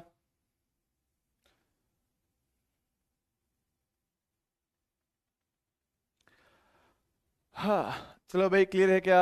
हाँ जी सर, एकदम बढ़िया, परफेक्टली डन। चलेगा? हाँ सर। तो ये सवाल है, जवाब दो, क्या आएगा? पढ़ के बताइए क्या आंसर आएगा।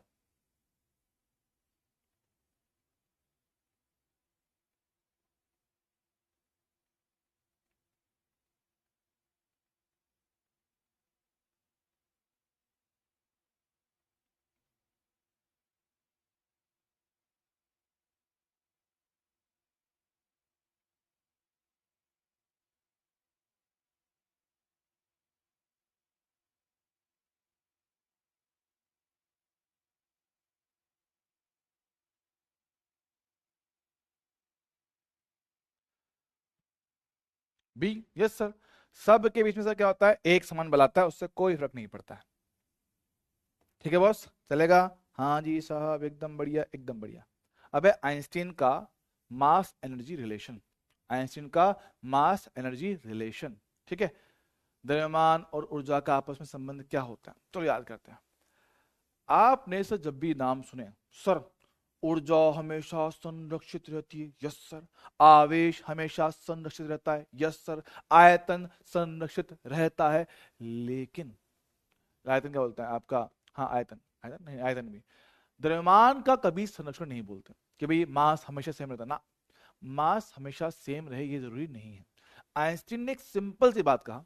आइंस्टीन ने क्या कहा? एक सिंपल सा बात कहा कि भाई जो द्रव्यमान है उसको ऊर्जा में और ऊर्जा को द्रव्यमान में बदला जा सकता है। क्या कह रहा हूं? आइंस्टीन ने एक सिंपल सी बात कहा कि जो द्रव्यमान होता है उसको ऊर्जा में और ऊर्जा को द्रव्यमान में बदला जा सकता है, ठीक है। और इनका जो आपस में संबंध होता है वो आइंस्टीन ने क्या बताया भैया? E बराबर m into C square. E बराबर M C square. Sir m क्या होता है? m यहां पे होता है द्रव्यमान। m क्या होता है मेरे पास? द्रव्यमान।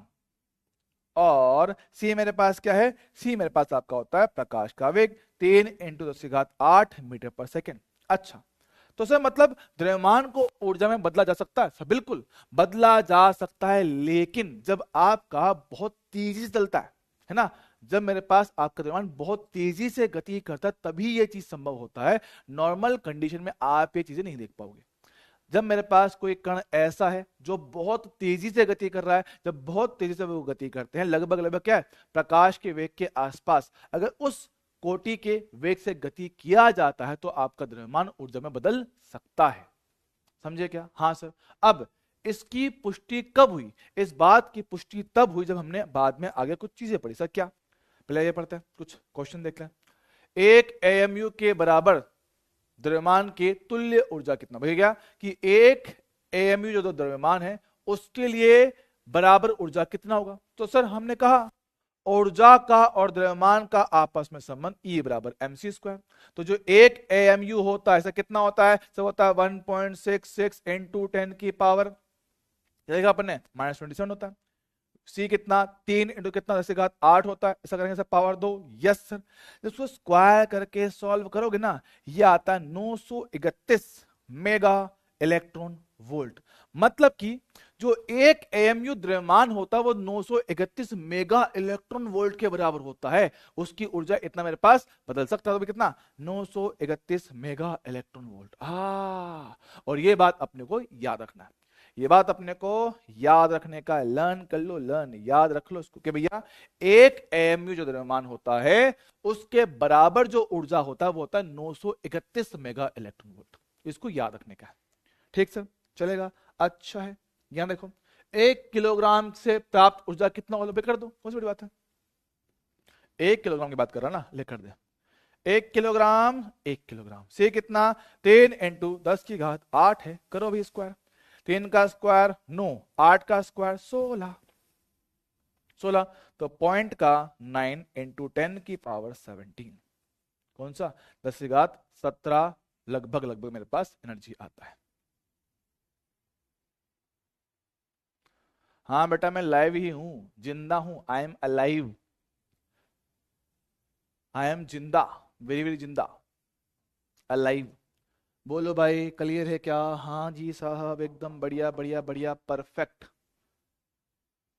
ठीक है, चलेगा। हाँ जी साहब, एकदम बढ़िया है, ओके सर, ठीक है,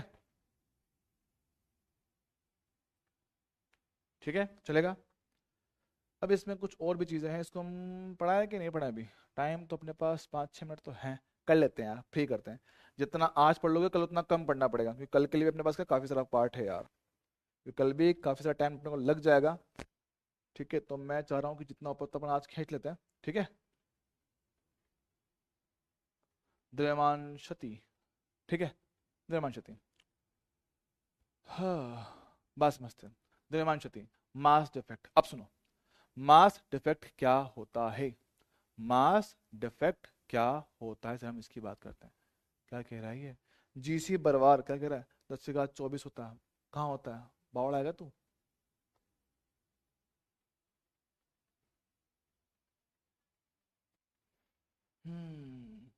नशेड़ी बच्चे, ओए देख बेटा, हम जो एम लिखे ना, 1.66 10⁻⁻27 किस में लिखा है गंवार, किलोग्राम में है। तुम किस में पढ़ते हो, केमिस्ट्री में तुमने पढ़ रखा ग्राम में।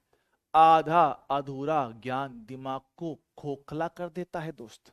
तो नशेड़ी, जब कोई चीज याद करो तो पूरा याद करो, जब कोई चीज याद करो पूरा याद करो, आधा अधूरा मत करो। वैल्यू याद रख ले या यूनिट भूल गया, ठीक है। आओ बात करते हैं, ठीक है, बात को जरा सुनते हैं। हम लोग क्या कहते हैं, हम लोग कहते हैं कि सर आपका मास डिफेक्ट क्या होता है, द्रव्यमान क्षति मेरे पास क्या हो जाए, उसको सुनते हैं। देखो, द्रव्यमान क्षति होता क्या है, हमने कहा कि हमारे पास जो नाभिक का जो द्रव्यमान है, हमने यही कहा ना कि नाभिक का जो द्रव्यमान है वो कायदे से ये होना चाहिए कि प्रोटॉन की संख्या इंटू एक प्रोटॉन का द्रव्यमान, है ना, फिर न्यूट्रॉन की संख्या इंटू एक न्यूट्रॉन का द्रव्यमान। हाँ सर, हमने यही कहा। अब हुआ क्या कि सर वास्तव में तो मेरे पास ये द्रव्यमान होना चाहिए था, वास्तव में नाभिक का द्रव्यमान ये होना चाहिए था, लेकिन लेकिन लेकिन लेकिन सर हुआ ये कि सर जब लोगों ने एक्सपेरिमेंट किया, सॉल्व किया, तो पता चला कि नाभिक का द्रव्यमान ये नहीं आ रहा है, इससे कम आ रहा है। नाभिक का जो द्रव्यमान था कि भाई आइडियली जो हमने सोचा कि भाई हमारे हिसाब से तो ये होना चाहिए, लेकिन जब एक्सपेरिमेंट में ये चीज दिखा गया कि जो मेरे पास नाभिक का जो द्रव्यमान था वास्तव में ये थोड़ा कम निकला, किससे, इस वैल्यू से। प्रोटॉन की संख्या एक प्रोटॉन का द्रव्यमान, न्यूट्रॉन की संख्या इंटू एक न्यूट्रॉन का द्रव्यमान, ये आपका होना चाहिए था, लेकिन वास्तव में उससे थोड़ा कम निकला, कम निकला। तो ये जो द्रव्यमान का अंतर आया है, ये जो द्रव्यमान का अंतर आया है, इसी को हम लोग क्या कहते हैं, द्रव्यमान क्षति कहते हैं, मास डिफेक्ट कहा जाता है। क्या बोलते हैं, डेल्टा एम। क्या लिखोगे भैया, हमारे पास एक्चुअल में कितना होना चाहिए था, मतलब इतना होना चाहिए था और निकला थोड़ा कम, तो इनका जो अंतर होता है इसी को हम लोग क्या कहते हैं, द्रव्यमान क्षति कहा जाता है। क्या हम लोग इसको याद रख लेंगे क्या? हाँ जी सर, एकदम बढ़िया, परफेक्टली डन सर, ठीक है ठीक है ठीक है। बात मेरे को समझ में आया क्या? हाँ जी सर, है ना, डन है क्या? ठीक सर।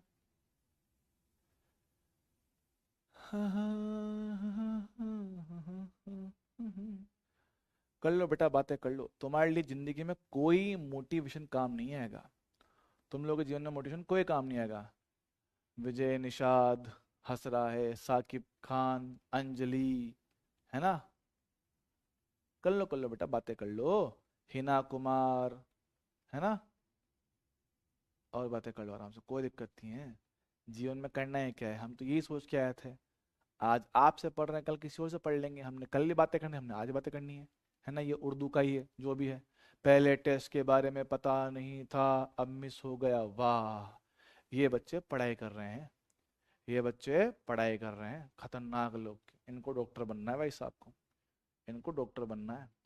मैं कह रहा हूं इनको बनाओ नर्स, इनको बनाओ नर्स, लोंडो को बनाओ नर्स जो यहाँ बकेती काटते हैं, इन लोंडो को बनाओ नर्स, छोटी छोटी स्कर्ट पहनाओ इन सालों को। लड़कों को बनाओ नर्स, होती ना टीवी में दिखाते हैं इतनी इतनी सी स्कर्ट आती है, इन लोंडो को वो स्कर्ट पहनाओ, और जो पेशेंट आते हैं, जो आते हैं पेशेंट मरीज, उन मेरे मरीज के टट्टी पेशाब इनसे साफ करवाओ। उसी लायक है ये लोग, डॉक्टर बनने लायक नहीं हो तुम लोग बनाओ नर्स। जो पेशेंट आते हैं उनके 1 नंबर 2 नंबर को साफ करो, उनको धुलाओ नहलाओ, आपका काम वही है, आप लोग वही बनोगे, उसी के लायक हो तुम लोग, उसी के लायक हो तुम लोग। डॉक्टर बनने की तुम्हारी औकात नहीं है, लक्षण तुम्हारे है ही नहीं, डॉक्टर बनने वाले तुम्हारे लक्षण है ही नहीं। डॉक्टर जिसको बनना होता है ना भैया, तुम्हें पता भी नहीं भैया क्या पढ़ना पड़ता है। यकीन मानना, आगे एक टाइम आएगा जब इतनी इतनी एक मोटी बुक होगी जो आपको पढ़ना रहेगा 2-3 महीनों के अंदर, इतनी इतनी मोटी बुक्स, समझ रहे हो? लायक नहीं हो तुम लोग उसी के लायक हो। तुमको बनाओ नर्स, छोटी सी स्कर्ट पहनवाओ, और जाओ भैया टट्टी पेशाब साफ करने पेशेंट के। भैया कि भाई नर्स जी मैंने हक दिया है साफ कर दो, कि आते हैं साहब, कि मैंने सुसु कर दिया है, मेरा वो चेंज कर दो सुसु का बैग। कार्टून कहीं के लफोड़ चंद, पढ़ने आए हैं बकेती काटते क्लास में साले, जानवर कहीं के। यहाँ देखो क्या कहता हमसे, बोला गया है कि सर न्यूट्रॉन और प्रोटॉन का द्रव्यमान दे रखा है ना, किसी तत्व के परमाणु का द्रव्यमान m दे रखा है, n न्यूट्रॉन है, z प्रोटॉन, तो हम जानते हैं सर हमारे पास क्या होता है, सर परमाणु बोला गया है, परमाणु बोला गया है। हाँ सर हाँ सर हाँ सर। तो भैया इसको देखिएगा, जवाब दीजिएगा, आपके लिए होमवर्क है। अरे कितना मर्जी कुछ कर लो तुम लोगों के लिए, तुम लोग रहोगे जानवर ही, कितना मर्जी कुछ कर लो तुम लोगों के लिए, तुम लोग वही के वही रहोगे, जानवर अव्वल दर्जे के। ठीक है, चलो भाई यहाँ पे हम लोग करते हैं काम खत्म। ठीक है, यहाँ पे हम लोग करते हैं काम खत्म, बची हुई कहानी का करेंगे कल। तो कल हो सकता है मैं आपकी क्लास थोड़ी सी जल्दी करवा दूँ, है ना, हो सकता है कि कल मैं आपकी क्लास 8:30 पे स्टार्ट करवा दूँ, तो ताकि अपना चैप्टर कल आराम से खत्म हो जाए। ठीक है, तो कल कृपया करके एकदम टाइम से क्लास में आ जाना। ठीक है, हमें कल में चैप्टर खत्म करना है, कोई हमें इसमें बैकलॉग नहीं रखना है। ठीक है, तो आई होप यहाँ पे सारी कहानी आप लोगों को क्लियर रहा होगा, इसमें कोई टेंशन दुख दर्द पीड़ा वाली बात नहीं होनी चाहिए। जो आपका मेजर पोर्शन है न्यूमेरिकल वाला वो हमने आज कर दिया है, कल के आधे घंटे 1 घंटे में थोड़ा और होगा, फिर आएगा थ्योरेटिकल पार्ट। ठीक है, तो आई होप सारी चीज़ें क्लियर रही होंगी। बाकी मिलता है अगली बार, तब तक के लिए ओके टाटा।